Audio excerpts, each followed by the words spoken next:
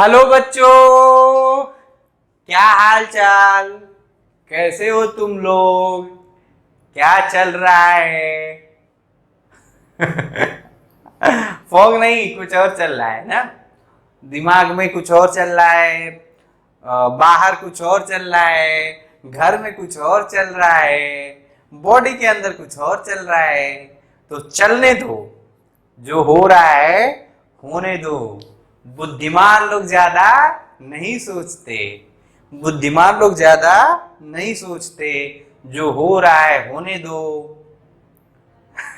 अब हो सकता है कि आपका अच्छा हो रहा होगा, बुरा हो रहा होगा, लेकिन जो भी हो रहा होगा भगवान ने आपके लिए सब डिसाइड करके रखा है। लेकिन आपको ये धर्म बनता है, ये कर्तव्य बनता है कि आप रोज सुबह सुबह उठे,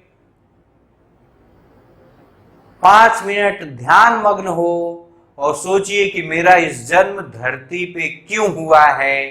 क्या मुझे कोई भगवान ने स्पेशल काम करने के लिए तो नहीं भेजा है ना? अच्छा, सुबह सुबह अनन्या को मैसेज करना है? अरे भैया, अनन्या भी तो सो के उठ जाए तब तो मैसेज करोगे, ठीक है ना? तो सुबह सुबह आप लोग ध्यान रखिए कि क्या करना है, सुबह क्या पढ़ना है, नहीं पढ़ना है। आप अनन्या, आकांक्षा, प्रियंका, इनके, बबीता के बारे में सोचने लगेंगे तो आपकी कहानी गड़बड़ हो जाएगा। क्या हो जाएगा? गड़बड़ हो जाएगा, कटेगा, तुम्हारा कटेगा। अगर जो तू ऐसा किया तो कटेगा, क्योंकि मेरा भी कटा था। ठीक है? खैर, हम लोग उस अपने टॉपिक पे आते हैं। और मेरा नाम है दिलीप सिंह और मैं आपको पढ़ा रहा था फिजिक्स। फिजिक्स में मैं पढ़ा दिया था आपको vector.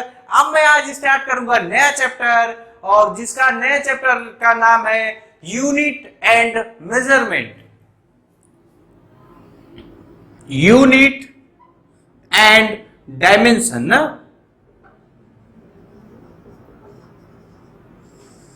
Unit and dimension, unit and dimension.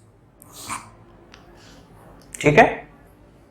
तो समझने की कोशिश करते हैं कि क्या होता यूनिट एंड डायमेंशन।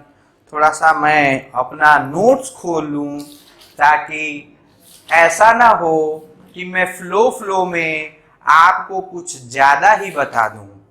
एक्चुअली यार, मेरे साथ ये दिक्कत है, मैं फ्लो में थोड़ा टॉपिक के से थोड़ा थोड़ा हट जाता हूं। तो खैर, हटना भी चाहिए, क्योंकि फिजिक्स की रूल यही कहता है कि फिजिक्स में आप जितना अच्छे चीजों को समझ जाएंगे, आप दुनिया को समझ सकते हैं। जैसे आज फिर मैं वही स्टडी पे आता हूं, वही समझने के लिए कुछ हम लोग समझने की कोशिश कर रहे हैं। देखिए, समझिए, जैसे लूडो का गेम हुआ, क्या हुआ? पबजी ले लें, पबजी ले लो, पबजी ले लो। लड़कियां जानती है, खेलती हो कि नहीं तुम लोग पबजी? अच्छा, खूब खेलते सर, लेकिन मैं नहीं खेलता, मुझे नहीं आता, मुझे नहीं आता। तो मैं वो गेम लूंगा जो मेरे जमाने का है, लूडो। क्या लूंगा? लूडो। तो बाबू, लूडो में क्या हुआ, थोड़ा सा मैं लूडो बना दूं।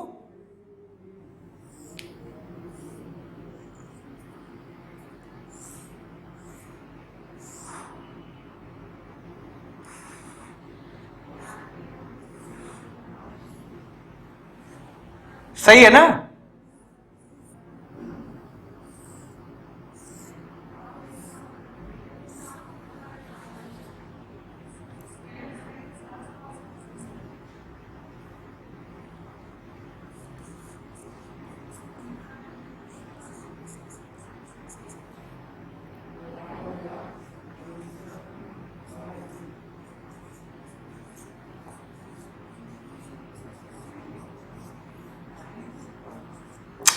मेरा लूडो बन के तैयार है, कौन कौन खेलना चाहता है आ जाए मैदान में। मेरा लूडो तैयार है, मेरा लूडो तैयार है। अब देखो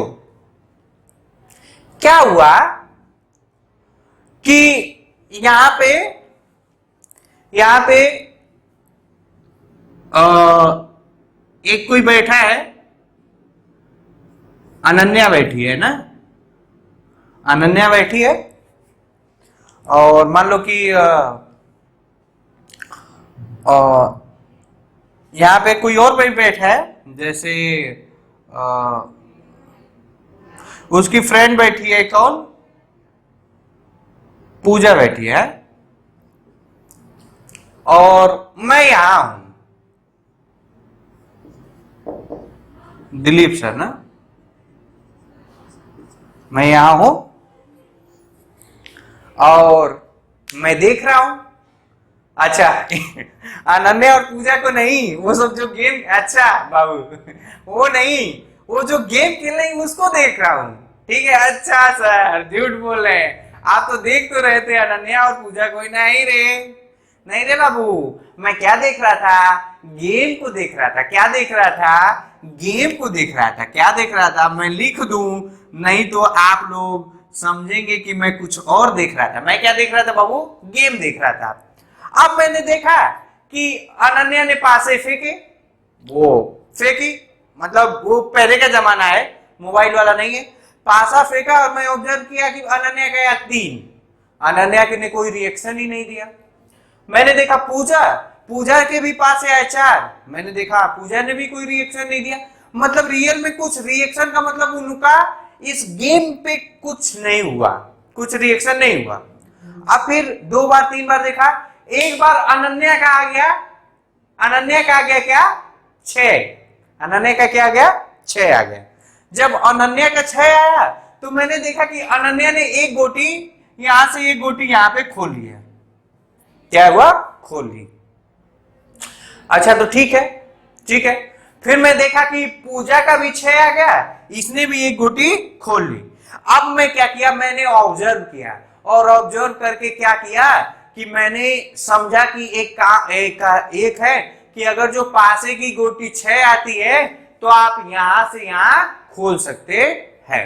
मैंने रूल बना लिया, और मैं अपने फोन को, अपने यहाँ एक मेरी फ्रेंड है माही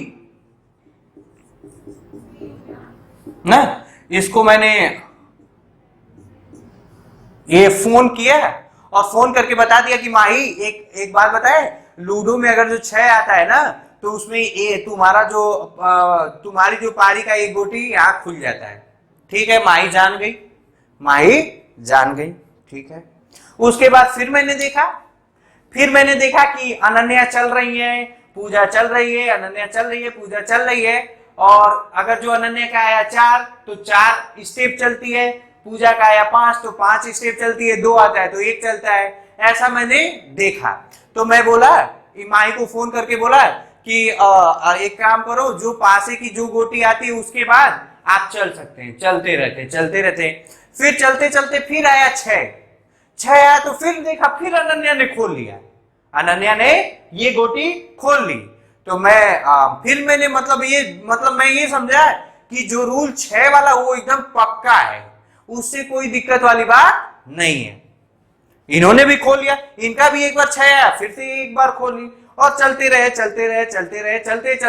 चलते एक बार ऐसा हुआ कि अनन्या की गोटी यहां हुई, अनन्या की गोटी यहां है, और पूजा की गोटी यहां पे है। ये 6 पे, ये 3 पे, अनन्या की गोटी, ये अनन्या की गोटी है और एक पूजा की गोटी है। पूजा, अब मैंने देखा पूजा ने चला पास से 3 चला, 3 आया, 3 से अनन्या के ऊपर, मतलब इसकी गोटी को ने इस जैसे इस गोटी के ऊपर गई, अनन्या की गोटी कहां चली गई, इसमें। किसमें चली गई, इसमें चली गई। अब मैंने ऑब्जर्व किया क्या कि अगर जो पासे चलते, माई को फोन करके बोल दिया कि अगर जो पासे चलते समय किसी की गोटी किसी पे आ जाती है तो वो गोटी फिर वापस से घर में चली जाती है। ये भी समझ गया, मतलब मैंने 2 रूल समझा, 3 रूल समझा। एक, 6 आने पे गोटी खुलती है। दूसरा रूल मैं ये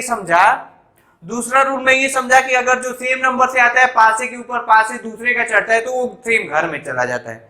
2 रूल सीख लिया भैया। अब क्या हुआ कि एक बार 6 आते गए और उस अनन्या की पूरी गोटी खुल गई, पूरी गोटी क्या हुआ, खुल गया। अब देखा अनन्या का एक बार और 6 आ गया। क्या आ गया? 6 आ गया। तो मैं देखा कि वो गोटी खोलने के बजाय ये 6 को बढ़ा दी। आय दादा, अब क्या हुआ? अब क्या हुआ? अब क्या हुआ? अब तो दिक्कत आ गई। मैंने माही से बता दिया था कि ये काम करो, 6 आता है तो 6 आता है तो ये क्या खुलता है, लेकिन 6 आने पे गोटी भी आगे बढ़ रही है। जो गोटी है वो क्या है? आगे बढ़ रहा है।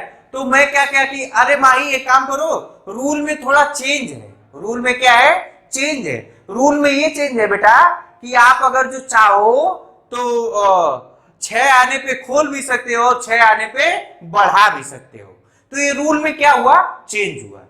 इसी तरह तमाम चीजें करते करते करते करते मैं लूडो का बेसिक जो गेम है वो उसको सीख गया। बेसिक वो गेम सीख गया। बेसिक मतलब 6। अब देखो बेसिक मतलब क्या? 6 आने पे या तो गोटी खोलते या तो आगे बढ़ा लेते। अगर जो एक के गोटी के ऊपर एक चढ़ जाता है तो वो कट जाता है, कट जाता है। तो एक बात बताओ, क्या मैं लूडो का सारा गेम समझ पाया? नहीं। मैं लूडो के सारे गेम, सारा जो रूल है वो समझ पाया? नहीं समझ पाया।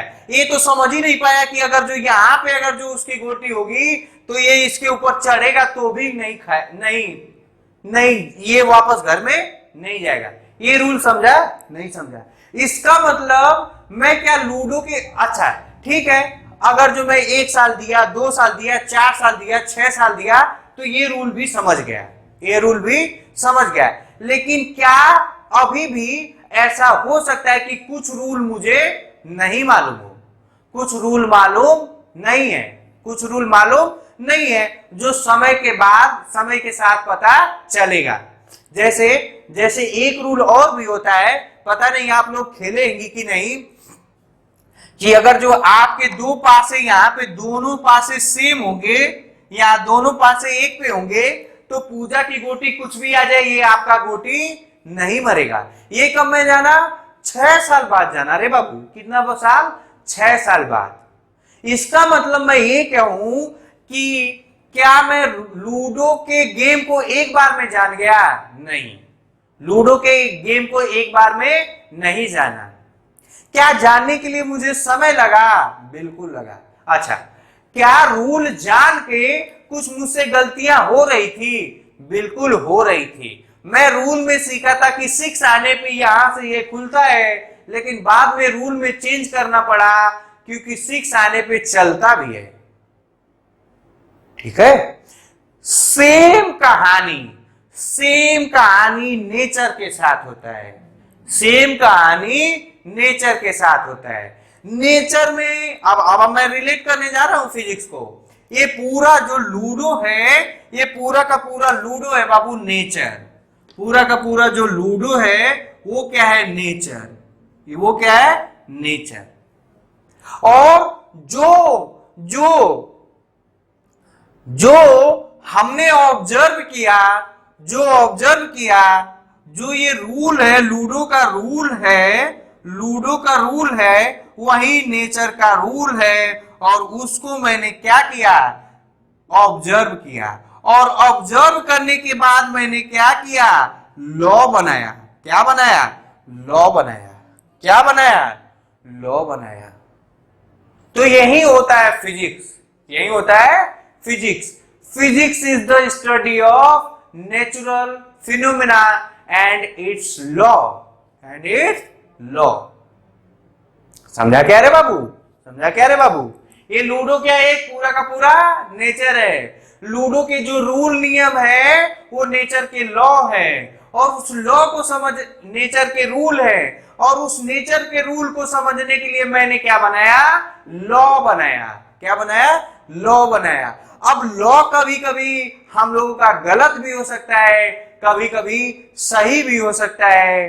तो ये लॉ जो है ये क्या 100% वैलिड है या 100% करेक्ट है? तो ऐसा बिल्कुल बिल्कुल भी जरूरी नहीं है, बिल्कुल भी जरूरी नहीं है। पॉइंट वाइज लिखते जाएंगे, शर्माएंगे बिल्कुल भी नहीं है। अगर जो आपका कोचिंग खुला तो मैं ये आपके नोट्स में देखना पसंद करूंगा। क्या मैं बोला? No law is 100% correct. No law is 100% correct. या नो थियरी, थियरी कर लो, कोई दिक्कत नहीं है। कोई भी थियरी 100% करेक्ट नहीं हो सकता है। Law can be change, law can be change according to the condition, according to the condition, according to the condition।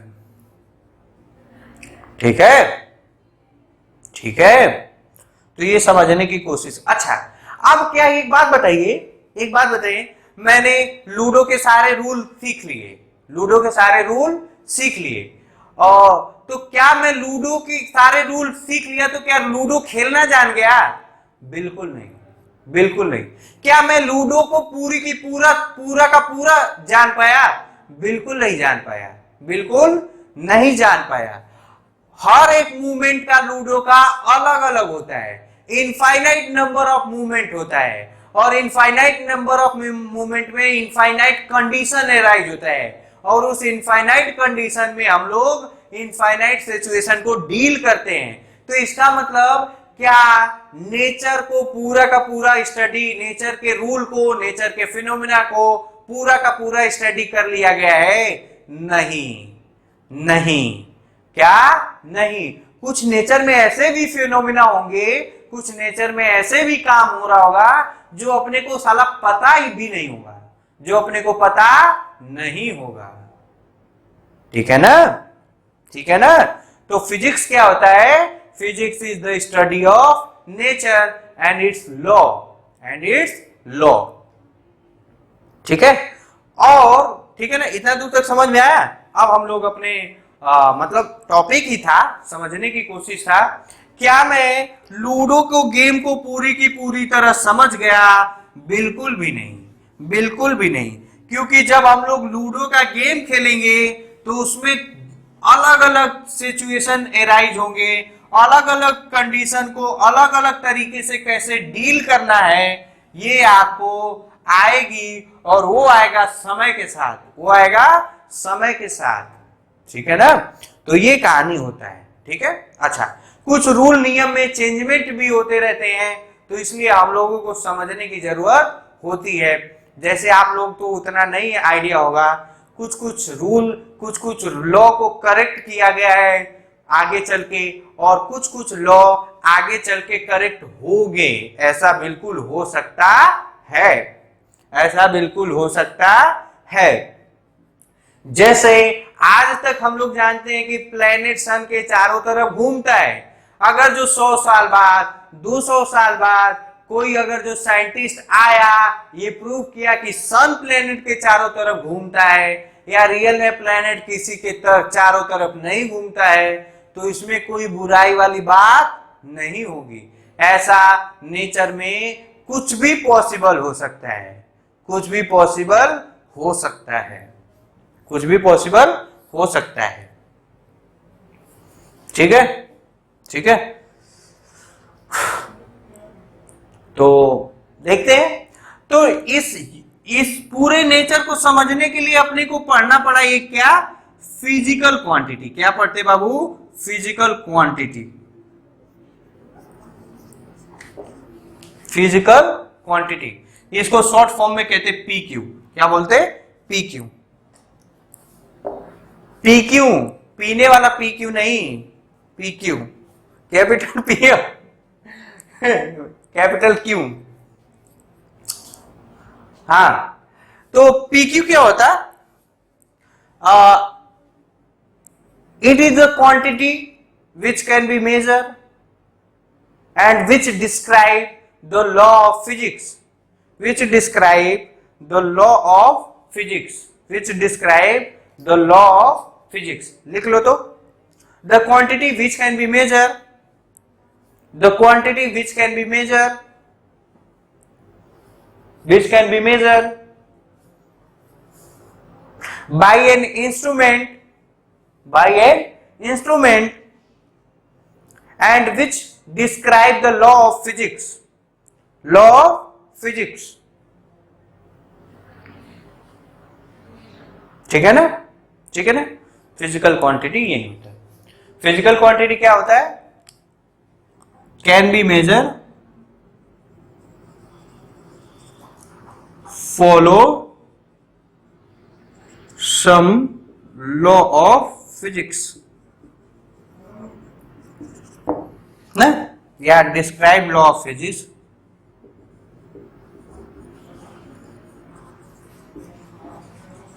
ठीक है सर। अच्छा, तो फिर मेजरमेंट क्या होता है? क्या होता है मेजरमेंट? उसको देखिए, उसको समझिए। मेजरमेंट का मतलब ये होता है, रुक जाइए, रुक जाइए। हाँ, मेजरमेंट का मतलब क्या होता है कि हम लोग कोई भी चीज को मेजर करके किसी यूनिट के साथ, स्टैंडर्ड चीज के साथ कंपैरिजन करते हैं, कंपैरिजन करते हैं। क्या करते हैं? कंपैरिजन करते हैं। क्या करते हैं? मेजरमेंट का डिफिनीशन लिख लो, डिफिनीशन लिख लो, मेजरमेंट का डिफिनीशन लिख लो, लिख लो, समझेंगे। It is the process in which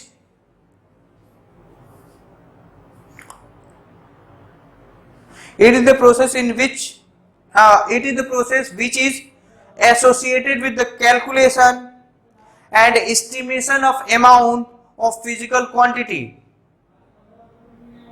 physical quantity, physical quantity।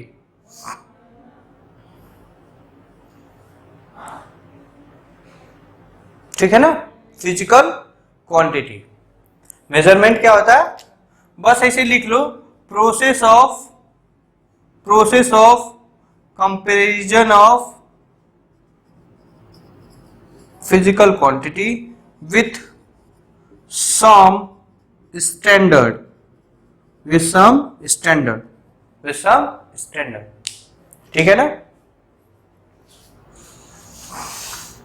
अब आती है बात यूनिट का। क्या आता है बाबू? यूनिट का। क्या आता है? यूनिट का। क्या आता है? यूनिट का। यूनिट क्या होता है? ये एक स्टैंडर्ड मैग्नीट्यूड होता है। क्या होता है? ये एक स्टैंडर्ड मैग्नीट्यूड होता है। क्या होता है? स्टैंडर्ड मैग्नीट्यूड होता है जो सेम फिजिकल क्वांटिटी को कंपैरिजन के हेल्प में यूज होता है। क्या होता है? यूज होता है। जैसे मैं अगर जो मैं बोलूं, जैसे मैं बोल दूं, जैसे मान लो कि लायन है और डियर है ना, डियर, डियर वाला डियर ना, हिरन वाला हिरन। तो मैं बोलूं, अगर जो मैं बोलूं mass of lion is 5 times mass of deer, या अगर जो बोलूं mass of man is 3 times mass of deer. तो ये जो मास ऑफ डियर जो हुआ, ये हुआ यूनिट। क्या हुआ? ये हुआ यूनिट। और ये रियल में क्या हो गया? Numerical value. क्या हो गया? Numerical value. रे बाबू, क्या हो गया? Numerical value. नहीं समझ में आया? बताता हूं, अभी तो ये टेलर था। बताऊं यूनिट। लिख ले, लिख ले, पहले लिख लो, फिर समझेंगे, धीरे धीरे समझने की कोशिश करेंगे यूनिट क्या होता है। लिखिए, all the physical quantity are measured with respect to a standard, all the physical quantity are measured with respect to a standard magnitude of same physical quantity, magnitude of same physical quantity which has constant in magnitude, which has constant magnitude. These are called unit. These are called unit. These are called unit. These are called unit. ये तो मैं technical भाषा लिखा दिया, लेकिन unit का मतलब मैं एक लाइन में बोलता हूं, उसी को याद रखेंगे। यूनिट का मतलब comparison of physical quantity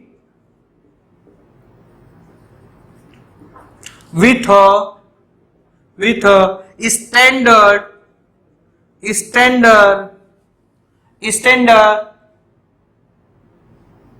same physical quantity। समझते हैं, कोई दिक्कत वाली बात नहीं।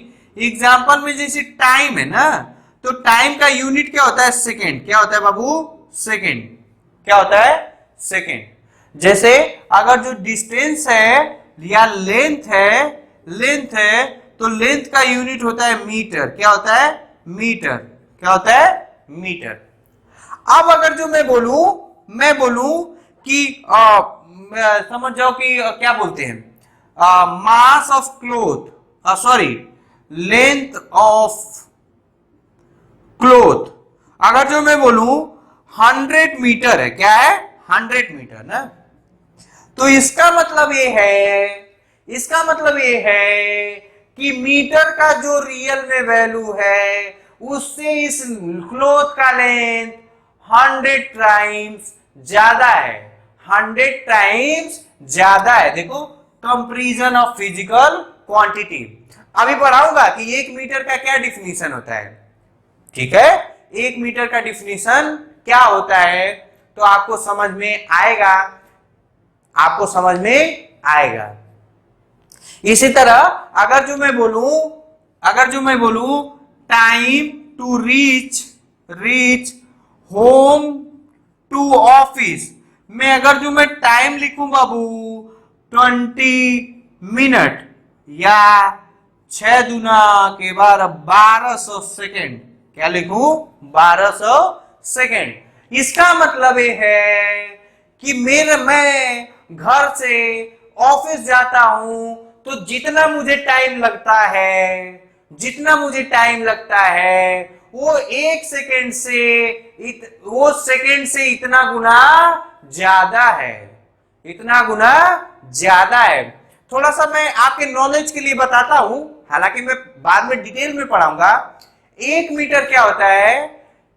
It is the distance travel by a light in, it is the 1 metre क्या होता है? Distance travel by light in ये नियरली क्या 186590038 सेकेंड।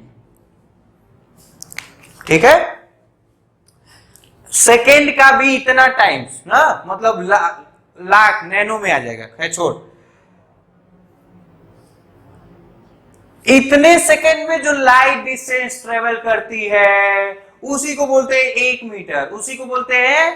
मीटर। अब देख, मैं बोलूंगा अगर जो लेंथ ऑफ क्लोज 100 मीटर है, इसका मतलब मैं ये समझा कि इतने सेकेंड में लाइट जितना स्पीड चली, जितना डिस्टेंस कवर की होगी उससे 100 गुना ज्यादा है।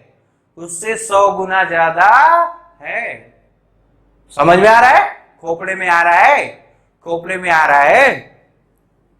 तो ये कहानी आपको समझ में आनी चाहिए। यूनिट क्या होता है? कंपैरिजन।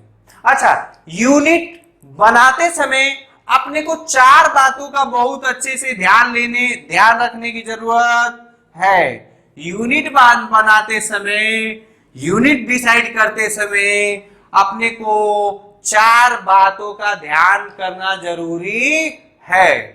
4 बातों का ध्यान रखना जरूरी होता है। लिख लो। Important characteristics of unit.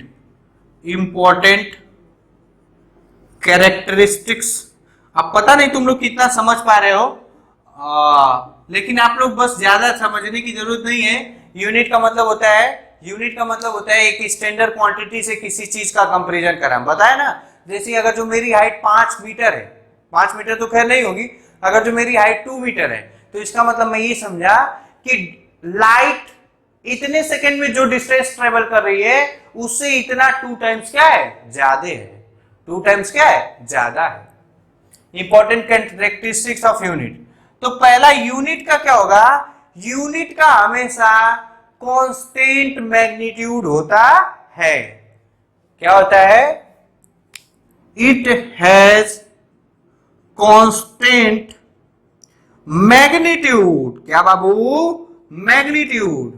It has constant magnitude, it has constant magnitude and cannot change in any condition, cannot change in any condition, cannot change in any condition। जैसे जैसे जैसे सेकंड है, टाइम है, सेकंड है, तो अगर जो जाड़े का मौसम होगा तो भी 1 सेकेंड का मतलब वही होगा, गर्मी का मौसम होगा तो भी वही 1 सेकेंड का वही मतलब होगा, और बारिश का मौसम होगा तो भी 1 सेकेंड का वही मतलब होता है। मतलब it has constant magnitude and can not change in any condition. Condition का मतलब प्रेशर बोल दो, टेम्परेचर बोल दो, ह्यूमिडिटी बोल दो, यानी इन्वायरमेंटल कंडीशन। क्या, इन्वायरमेंटल कंडीशन। समझ में आ रहा है, समझ में आ रहा है।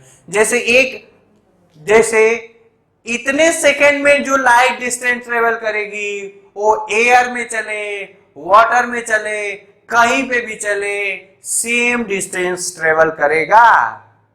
ठीक है ना, ठीक है ना,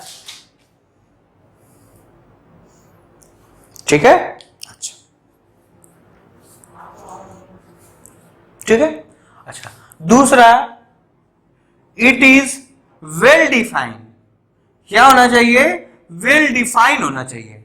वेल डिफाइन मतलब क्लियरली डिफाइन होना चाहिए। मतलब 1 मीटर का अगर जो मुझे मैं बोलूं कि मेरा 3 मीटर है, तो उसमें मीटर जो शब्द होता है वो अच्छे से अपने को समझ में आनी चाहिए, अच्छे से समझ में आनी चाहिए, वेल डिफाइन होना चाहिए। अच्छा, यूनिट का जो सेंस होना चाहिए वो ना तो ज्यादा होना चाहिए ना तो कम होना चाहिए। Size of unit must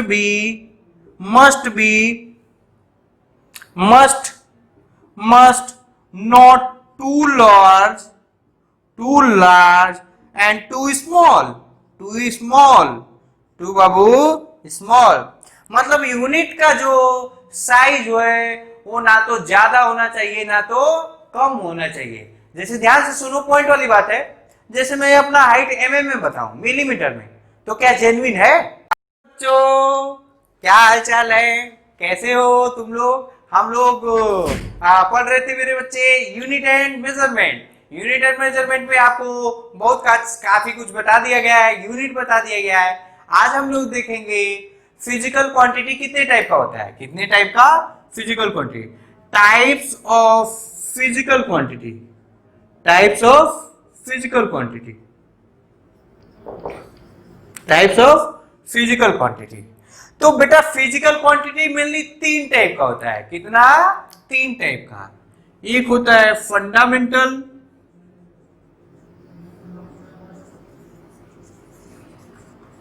physical quantity,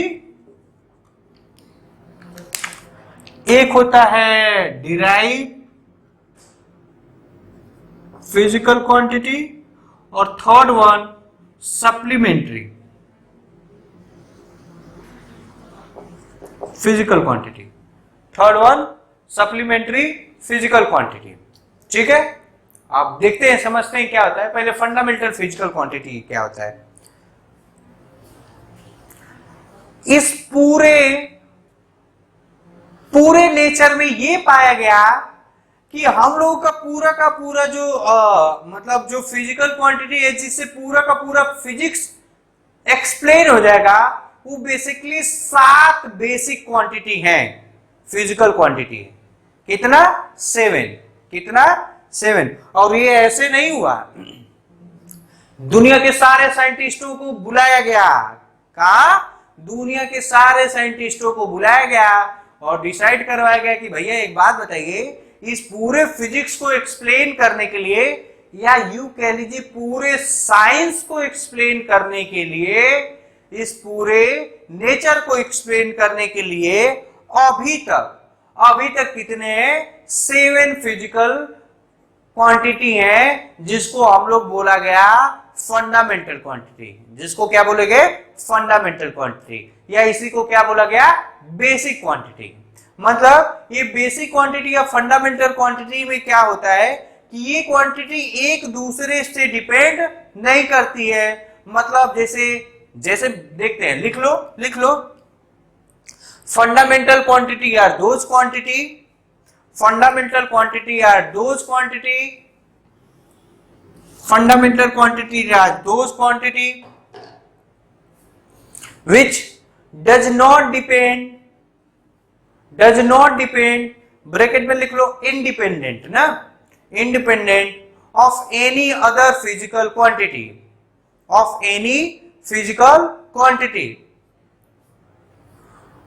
line छोड़ के fundamental physical quantity is also called basic physical quantity,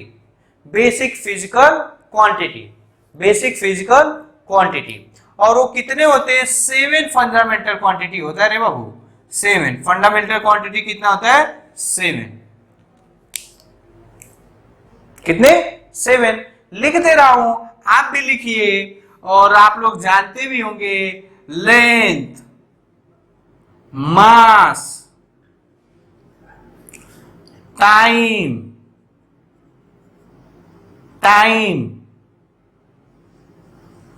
और करंट। मैं जब 11th में था तो ये बहुत रटना पड़ता था। 7 होती है करंट, लुमिनस इंटेंसिटी,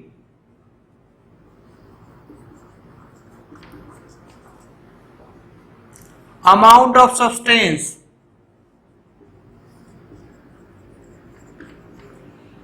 और 7th आता है टेम्परेचर ना।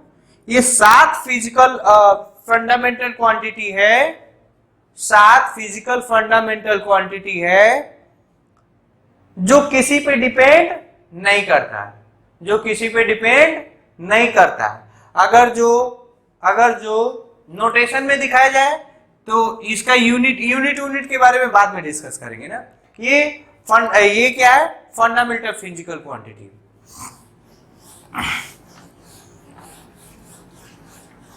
और दूसरा आता है बाबू डिराइव क्वांटिटी। क्या होता है? Derive quantity.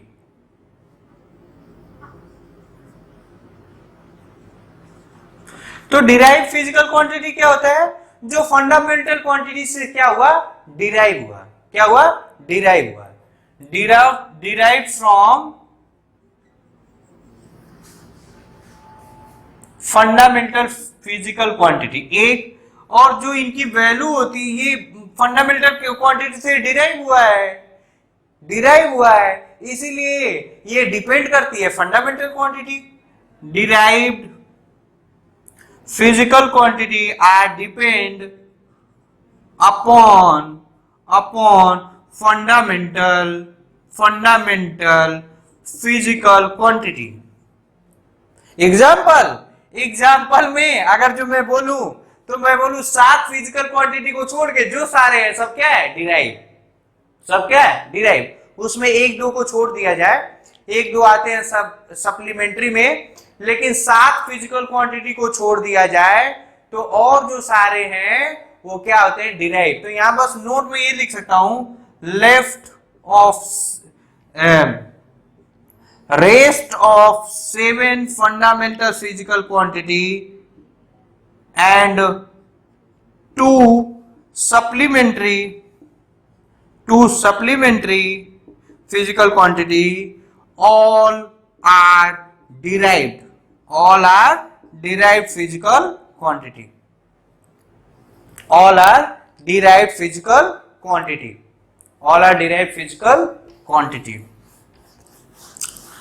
कौन कौन सा होता है?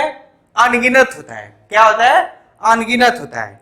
मैं अगर जो लिखवाने बैठूं तो आपका बहुत टाइम हो जाएगा, लेकिन मैं लिखवा नहीं रहा हूं। एग्जाम्पल में एक आध दो देख ले जो आप लोग तुम लोग जानते हो। एग्जाम्पल में जैसे स्पीड, क्या है? Speed. Speed equal to distance upon time, तो ये क्या हो जाएगा? लेंथ, और इसका क्या हो जाएगा? सेकेंड, या इसका मीटर। तो इसमें कौन कौन सा फंडामेंटल क्वांटिटी इन्वॉल्व है? फंडामेंटल क्वांटिटी एक है लेंथ, और एक क्या है बाबू? टाइम। क्या है? टाइम। जैसे density equal to mass upon volume, तो इसमें मास, इसमें क्या क्या क्या हुआ है? मास हुआ है और लेंथ हुआ है। मास फिजिकल फंडामेंटल फिजिकल क्वांटिटी है, और लेंथ, वॉल्यूम में लेंथ ब्रेथ हाइट होता है ना, तो लेंथ ही तो है, वो लेंथ ही तो है। फोर्स इक्वल टू मान लो एम ए लिख लो, force equal to M A, तो क्या? मास हुआ है, और ए इज इक्वल टू होता है change in velocity upon change in time, change in velocity upon change in time, मतलब वो कहीं ना कहीं स्पीड है, कहीं ना कहीं स्पीड है। तो इसमें फंडामेंटल फिजिकल क्वांटिटी कौन कौन सा है बाबू? मास है, लेंथ है, और टाइम है। और क्या है? टाइम। ठीक है, बहुत है। स्पीड हुआ, फोर्स हुआ, वेलोसिटी हुआ, मोमेंटम हुआ, ठीक है ना? मोमेंटम हुआ, मोमेंटम को डिनोट करते हैं एम वी। क्या? M V. तो ये हो जाएगा मास इसमें हुआ, लेंथ हुआ, टाइम हुआ। ठीक है ना? ठीक है ना? अच्छा, एक चीज और मैं आपको बहुत क्लियरली बता दूं कि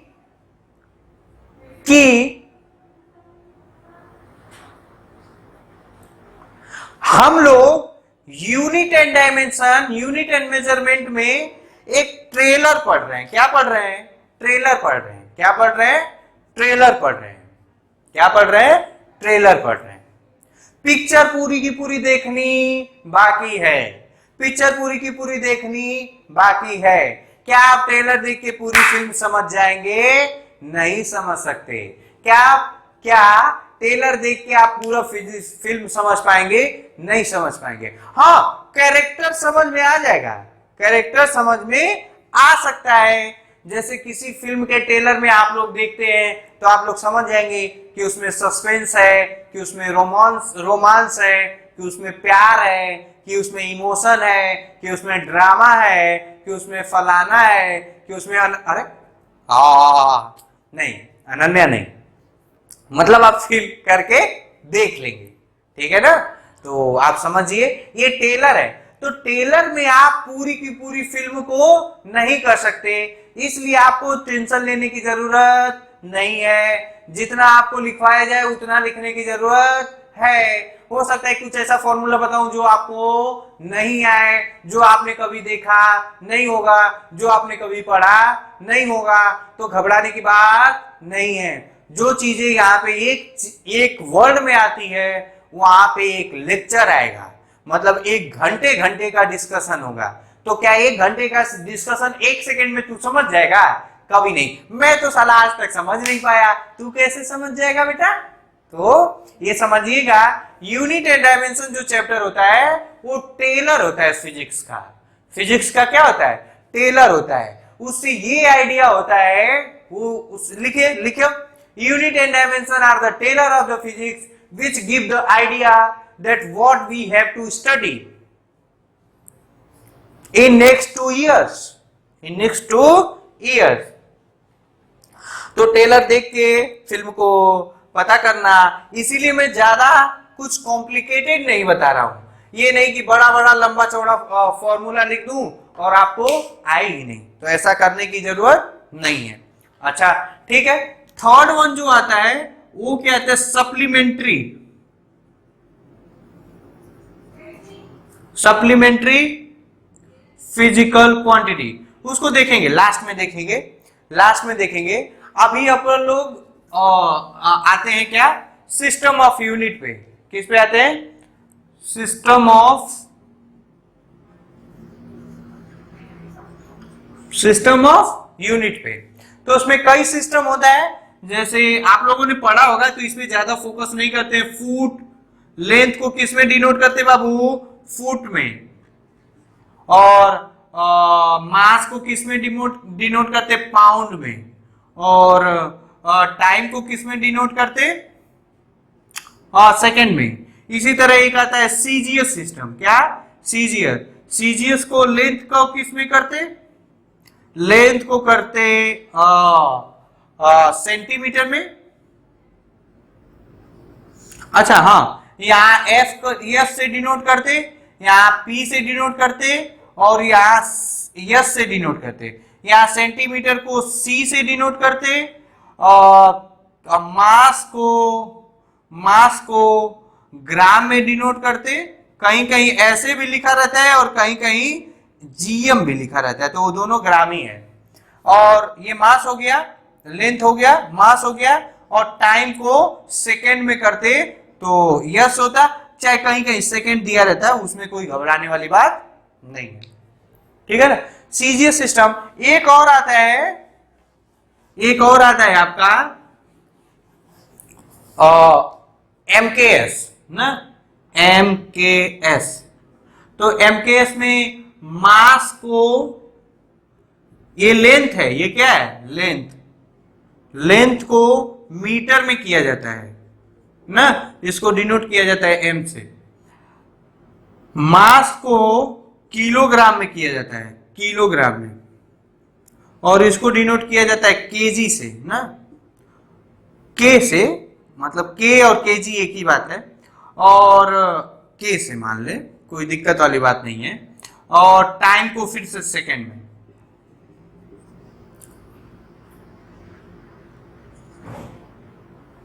ठीक है, इतना दूर तक कहानी समझ में आई? इसमें कोई कहानी वाली बात नहीं थी, तो इसलिए नहीं बताया गया। लेकिन बेटा अब दिक्कत ये था कि अलग अलग जगह पे, जैसे ये कहां फेमस हुआ करता था? यूरोपियन कंट्री ना,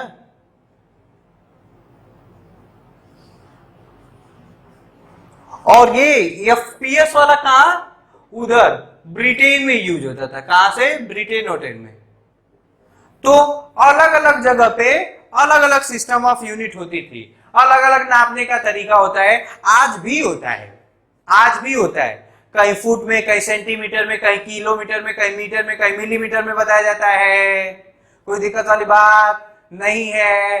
तो ऐसे चीजों को समझने में दिक्कत आने लगी, फिजिक्स वालों को, साइंस वालों को समझने में दिक्कत आने लगा।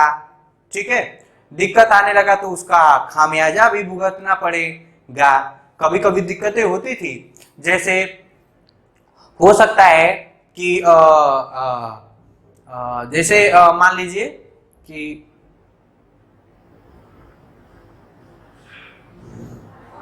एक मीटर है, तो यहां पे इंडिया में मीटर को, डिस्टेंस को, लेंथ को गज में नापते हैं।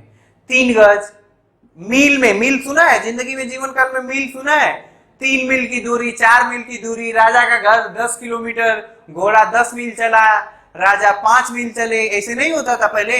तो यहाँ मील होता है। अब हो सकता है कि मील वहां सऊदी अरब में नहीं हो भाई, हो सकता है।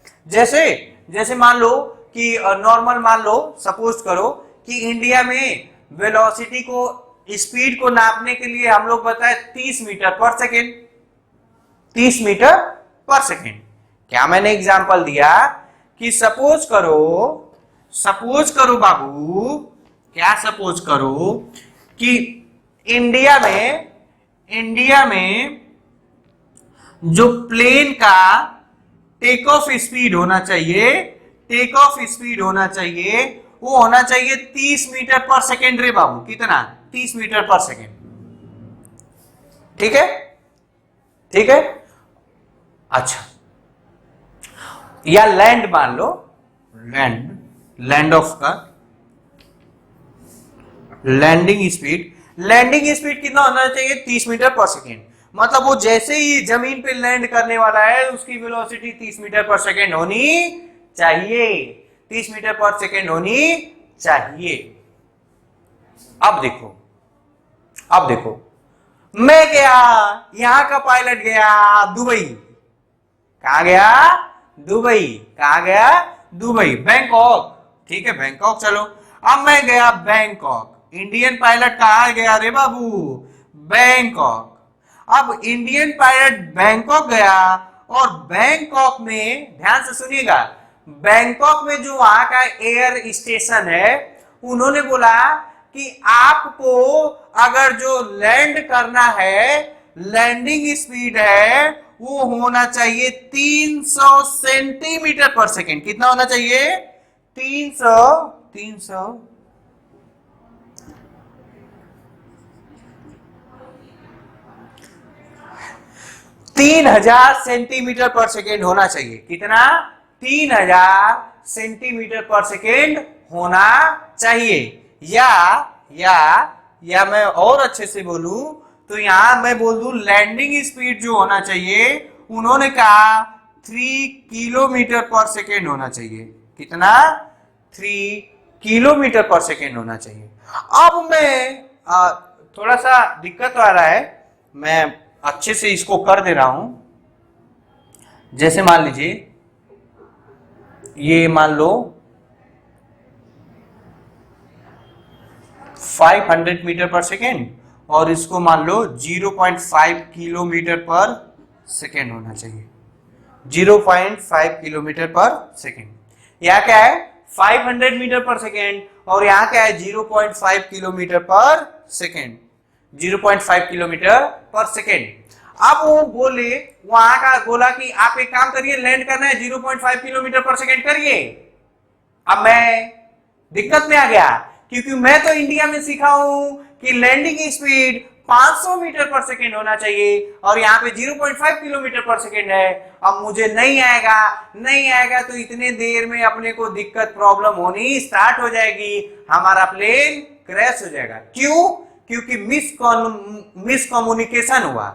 या हो सकता है क्या, अब ध्यान से सुनिएगा, क्या 0.5 किलोमीटर 500 मीटर नहीं होता है?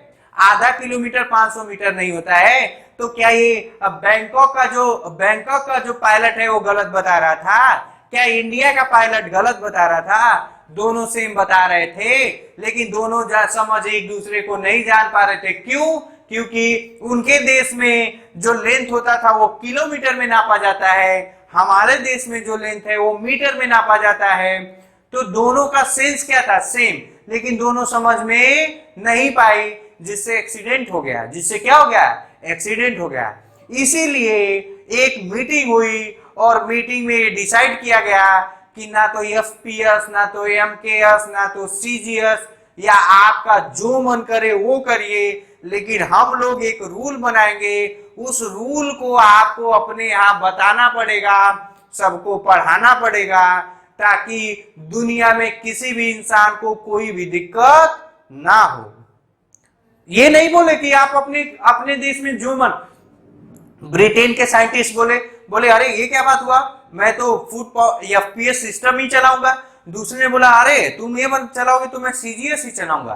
तो बोला कि आप, कोई दिक्कत नहीं है, आप कोई सा भी सिस्टम चलाइए, लेकिन जो मैं रूल बनाऊंगा वो आपको फॉलो करना पड़ेगा। तो एक सिस्टम आया और वो हुआ सिस्टम एसआई सिस्टम। क्या हुआ? SI system. क्या हुआ? SI system. क्या हुआ? इसको क्या बोलते हैं? International unit of system. Unit of system. Valid या और follow in all country, in all over world. तो एसआई सिस्टम में जो लेंथ का यूनिट हुआ वो मीटर हुआ, और जो टाइम का यूनिट हुआ वो सेकेंड हुआ, और जो मास का यूनिट हुआ वो केजी हुआ। वो क्या हुआ? केजी। अरे बाप रे, ये कौन सा तुम बहुत बड़ा बात कर दिए, ये तो एमकेएस भी है रे बाबू। ये क्या है? एमकेएस है। लेकिन क्या एमकेएस सिस्टम में करंट का यूनिट बताया है क्या? नहीं। करंट का यूनिट बताया है क्या? नहीं। क्या टेम्परेचर का यूनिट बताया है क्या? नहीं। एमकेएस सिस्टम सिर्फ कितने चीजों को डील करता है? 3, लेंथ, मास, सेकंड। लेंथ, मास, टाइम, लेंथ, मास, टाइम। तो एसआई यूनिट वो सारे फिजिकल फंडामेंटल क्वांटिटी को डील किया। तो पहला तो ये मतलब एसआई सिस्टम अगर जो मैं ब्रैकेट में लिख दूं तो मैं लिख सकता हूं extended version of MKS, extended version of MKS. ठीक है ना?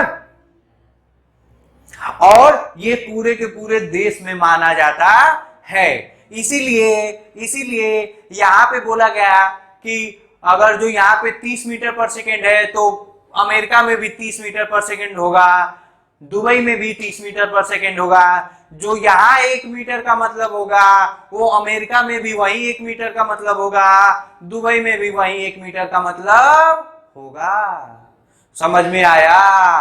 तो समझ में आया तो इसको उतार ले, इसको उतार ले, और इसको उतार लिया तो मैं इसको जादू से मिटाने जा रहा हूं।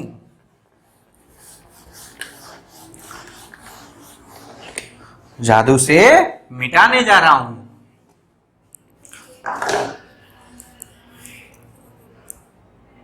हाँ ठीक है। तो कौन कौन सा एक बेसिक, अब वो जो फंडामेंटल क्वांटिटी है उसको लिख लूंगा। यहां लिख लिया लेंथ, यहां mass, time, temperature, luminous, current, luminous intensity,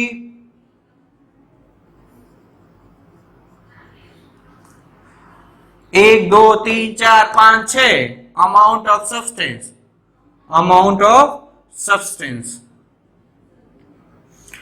इसका मैं यहां पे यूनिट लिख दे रहा हूं और यहां पे उसका नोटेशन लिख दे रहा हूं ना।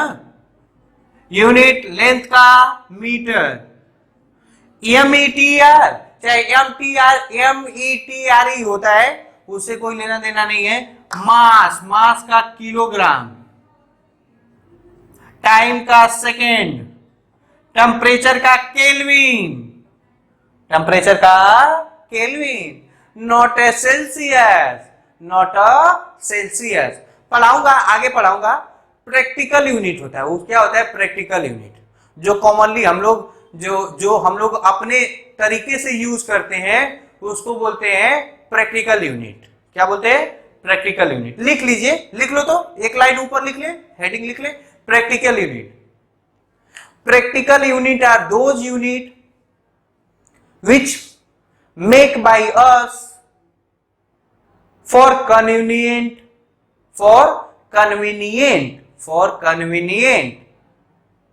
चाहे ब्रैकेट में लिख लो easy to use, easy to use.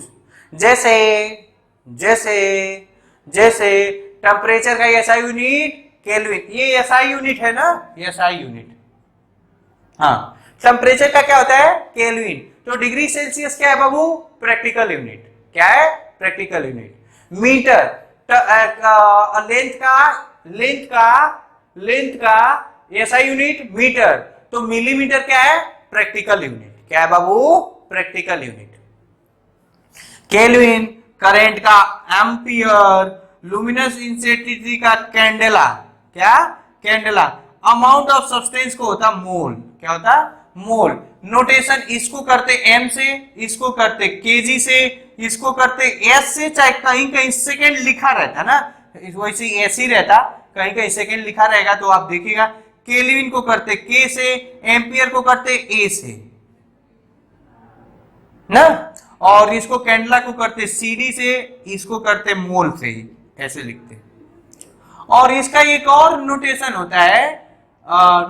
होता है, इसको कैपिटल एम से डिनोट करते, और इसको सॉरी, इसको लेंथ है तो इसको एल से डिनोट करते, इसको एम से डिनोट करते, इसको टी से डिनोट करते ना, इसको केल्विन को के से भी डिनोट करते हैं और थीटा से भी डिनोट करते हैं ना। एम्पियर को ए से भी डिनोट करते हैं और कहीं कहीं आई से भी डिनोट करते हैं। कैंडला को सी से सीडी से ही करते हैं, मोल को मोल से ही करते हैं ना? ये क्या है? नोटेशन। क्या है? नोटेशन।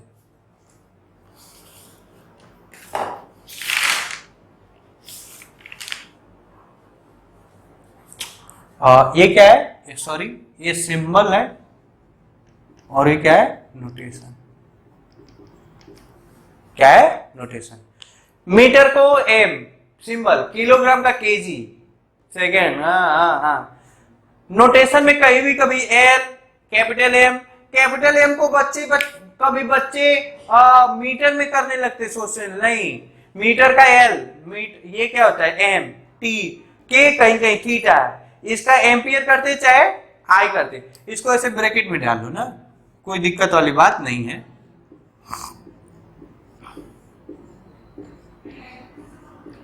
बताऊंगा इस ब्रैकेट का क्या मतलब है, लेकिन फिलहाल के लिए आप लोग लिख लीजिए। फिलहाल के लिए आप लोग लिख लीजिए। हो गया? हो गया?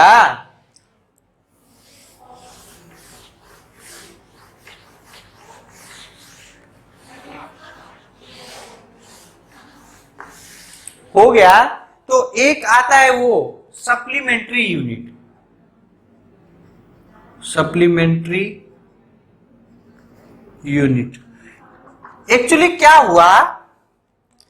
हुआ कि एक बार मीटिंग हुआ, मीटिंग में 7 फंडामेंटल क्वांटिटी डिसाइड हुए, उसमें सबका सारे साइंटिस्टों का डिस्कशन हुआ, सब लोग डिस्कस किए, हाँ भैया आप जो कह रहे हैं सही है, सब कुछ सही है, मोहर लग गया, पूरे देश में फैल गया कि आज के बाद कितने फिजिकल क्वांटिटी हैं? 7। लेकिन बाद में दो तीन साइंटिस्ट और थे जिनको पता चला कि 2 फिजिकल क्वांटिटी और भी हैं जो किसी पे डिपेंड नहीं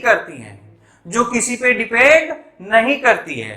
अब दिक्कत हुआ, वो लोगों को बहुत खुशी हुआ कि चलो यार हम लोगों ने नया आविष्कार किया, चलो चलते हैं। फिर वो लोग गए, हेड ऑफिस पे पहुंचे, बोले कि भैया मैंने ये 2 फिजिकल क्वांटिटी डिस्कवर किया है जो रियल में किसी और पे नहीं। तो वो बोले अच्छा तो फिर क्या करूं मैं? वो हेड ऑफिस का मैनेजर बोला क्या करूं मैं? तो बोला कि एक काम करिए, आप 7 फंडामेंटल क्वांटिटी को ना बना के 9 फंडामेंटल क्वांटिटी बनाइए, 9 फंडामेंटल क्वांटिटी बनाइए। अब वो बोला कि ये तो पॉसिबल नहीं है, क्योंकि उसके लिए हमें फिर से मीटिंग करनी पड़ेगी, फिर से सारे साइंटिस्टों को बुलाना पड़ेगा, सब कुछ अब फिर से दिक्कत में हो जाएगा। तो एक काम करो ना यार, तुम एक काम करो कि तुमने जो दो फिजिकल क्वांटिटी ढूंढा है ना, उसको तुम एक काम करो, मैं अलग से ही बना दे रहा हूं और लाओ मोहर लगा दूं। उसको क्या लगा दूं? मोहर। वही क्या हो गया? Supplementary physical quantity. क्या हो गया? Supplementary physical quantity. और वो सप्लीमेंट्री फिजिकल क्वांटिटी एक क्या हो गया? प्लेन एंगल, और एक हुआ सॉलिड एंगल। क्या हुआ? Solid angle.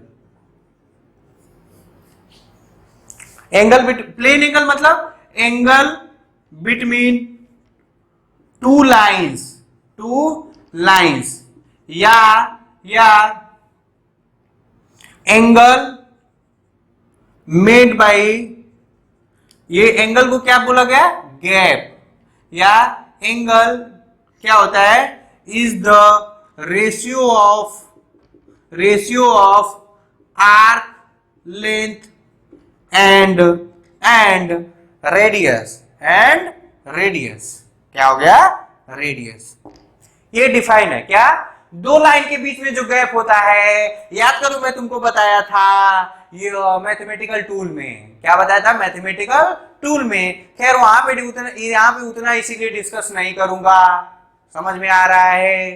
तो ये क्या होता है? गैप बिटवीन 2 लाइन, या angle is the ratio of ये क्या कभी जिंदगी में आप अपने जीवन काल में पढ़े हैं? ये अगर जो एंगल थीटा है ये एल है, और ये अगर जो आर है तो थीटा इक्वल टू आर का अपॉन रेडियस होता है क्या? Theta equal to l upon r होता है क्या? और ये थीटा का एसआई यूनिट क्या होता है? एसआई यूनिट आपको बताया था क्या होता है? रेडियन। क्या होता है? रेडियन। क्या होता है? रेडियन। और इसको डिनोट कैसे करते हैं? ये सिंबल है। क्या है बाबू? सिंबल है। तो डिग्री क्या है? तो डिग्री प्रैक्टिकल यूनिट है। डिग्री क्या है? प्रैक्टिकल यूनिट है। नोट में लिख लेंगे, डिग्री क्या है रे बाबू? डिग्री प्रैक्टिकल यूनिट है। Practical unit for measurement of angle. Measurement of angle. अच्छा, सॉलिड एंगल के बारे में थोड़ा हम लोग समझते हैं। सॉलिड एंगल के बारे में थोड़ा समझते हैं। सॉलिड एंगल देखो, ध्यान से सुनना। खैर ज्यादा अपने को कब यूज करेंगे, कब हम लोग पढ़ेंगे? Use in electrostatics. क्या पढ़ेंगे? इलेक्ट्रोस्टैटिक्स। यहाँ पे हम लोग सॉलिड एंगल का क्या जानेंगे? टेलर जानेंगे। टेलर का मतलब देखो, जैसे ये कोन है ना बाबू, ये जैसे मान लो कि ये कोन है। क्या है? ये कोन है। ये क्या है? ये कोन है ना। तो कोन पे ये जो एंगल बनता है ये 3D एंगल बनता है। क्या बनता है? 3D। इमेजिन करो टोपी, बर्थडे का टोपी देखो, वहां पे जो एंगल बनेगा वो 3D बनेगा। इमेजिन कर, खोपड़े में बैठा, ये जो एंगल बनेगा ये क्या बनेगा? 3D angle. क्या बनेगा? 3D angle. 3D angle. और 3D एंगल क्या है? 3D एंगल होता है ना। तो 3D एंगल जो होता है ये हुआ, चाहे मान लो कि ये हुआ, ये मान लो ऐसे है, और मान लो ये 2 पॉइंट है, इससे मिला के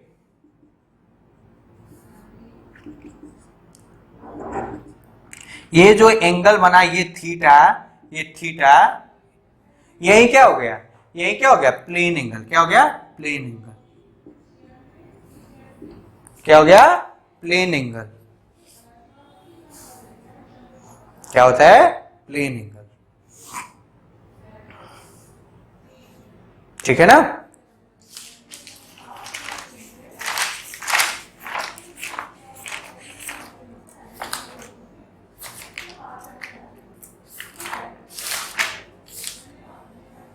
क्या होता है? Plane angle. ठीक है। प्लेन एंगल का इसका यूनिट होता है बाबू, यूनिट होता है steradian. Ster, STRADIAN, stir radian.